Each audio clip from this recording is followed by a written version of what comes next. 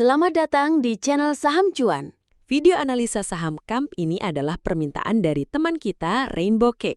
Sebelum kita mulai, perlu saya ingatkan, video ini sepenuhnya untuk edukasi, bukan ajakan beli atau jual saham.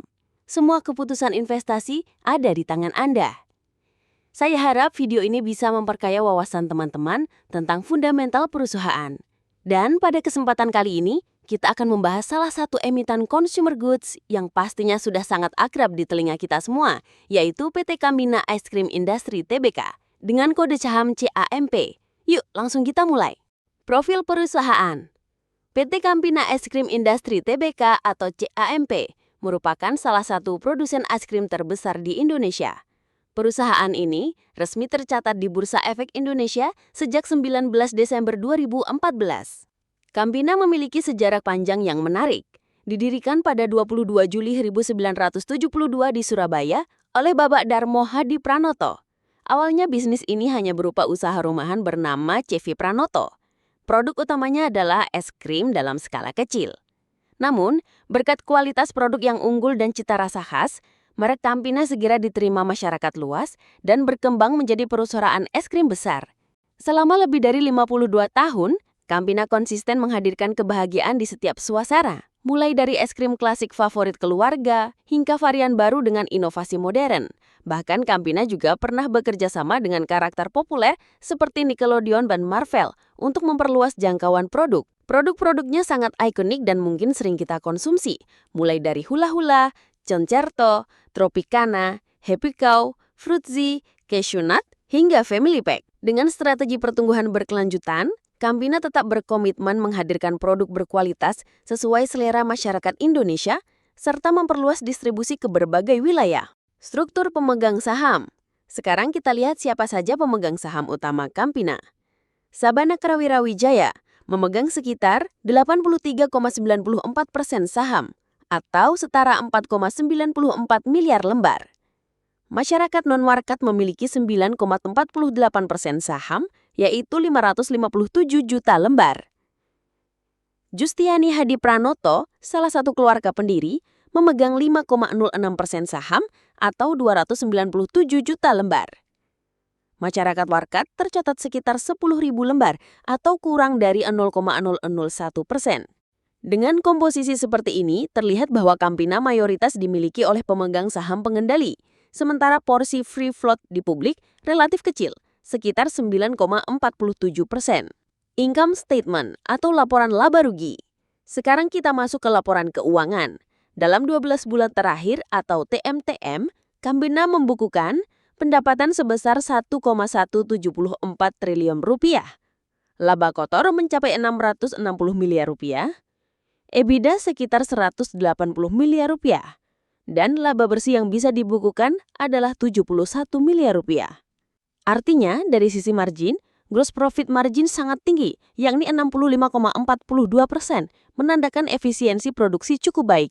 Operating profit margin hanya 3,58%, artinya beban operasional masih cukup besar.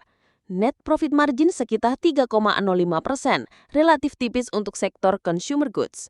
Balance sheet atau neraca keuangan.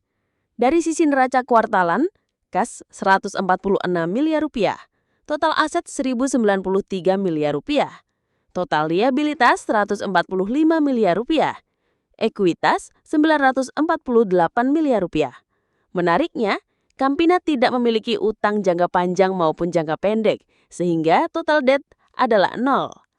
Bahkan dengan kas yang cukup besar, net debt menjadi minus 146 miliar rupiah, yang artinya Cambina punya posisi kas bersih. Rasio keuangannya juga solid. Current ratio 5,13, quick ratio 3,77, debt to equity ratio 0 karena memang tanpa utang. Artinya perusahaan ini sangat sehat dari sisi solvabilitas dan likuiditas. Cash flow statement atau arus kas. Sekarang kita lihat arus kas dalam 12 bulan terakhir. Kas dari operasi positif 94 miliar rupiah. Kas dari investasi negatif 95 miliar rupiah. Sebagian besar digunakan untuk belanja modal atau capex. Kas dari pendanaan negatif 118 miliar rupiah, terutama karena pembayaran dividen. Sehingga Free cash flow tercatat negatif sekitar 1 miliar rupiah. Meski operasional menghasilkan kas, pengeluaran untuk investasi dan dividen cukup besar, sehingga arus kas neto cenderung tertekan. Profitabilitas dan growth. Kalau kita lihat kinerja pertumbuhan, pendapatan tumbuh negatif, sekitar minus 0,88% year on year. Laba kotor juga turun, minus 4,92%. Yang paling tajam adalah penurunan laba bersih hingga 55,06% year on year. Artinya, meskipun penjualan cukup stabil, profitabilitas sangat tertekan. Dari sisi efisiensi, ROA sekitar 6,58%, ROE 7,47%, ROIC 6,64%. Angka ini menunjukkan profitabilitas Campina ada di level moderat, namun tidak terlalu tinggi dibanding beberapa emiten consumer goods lainnya. Dividen. Campina termasuk emiten yang rajin membagikan dividen. Tahun 2023, dividen Rp20 per saham, ex-date 2 Juli 2024. Tahun 2022 juga Rp20.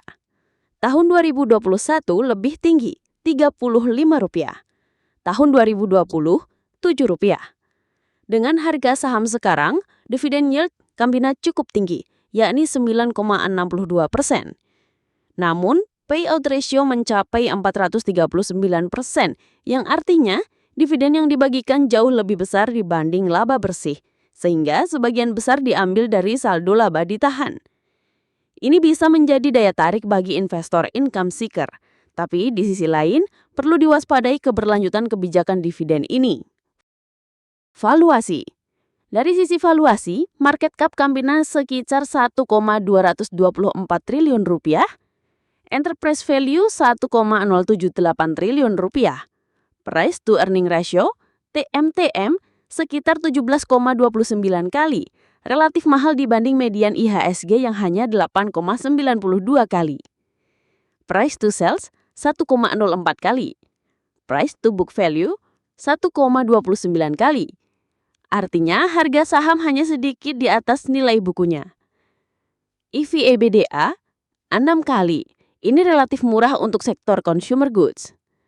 Jadi secara keseluruhan Campina atau CAMP adalah perusahaan consumer goods dengan brand kuat, neraca yang sehat, dan kebijakan dividen tinggi.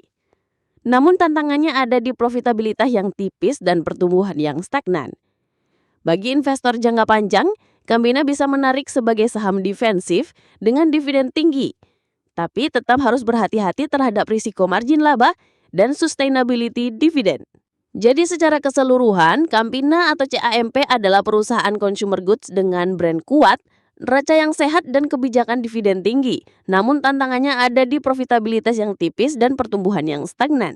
Demikian analisis fundamental Campina untuk video kali ini. Semoga bermanfaat dan menambah wawasan teman-teman semua. Jangan lupa untuk like, share, dan subscribe channel Saham Cuan agar tidak ketinggalan update analisis saham berikutnya. Sampai jumpa di video selanjutnya.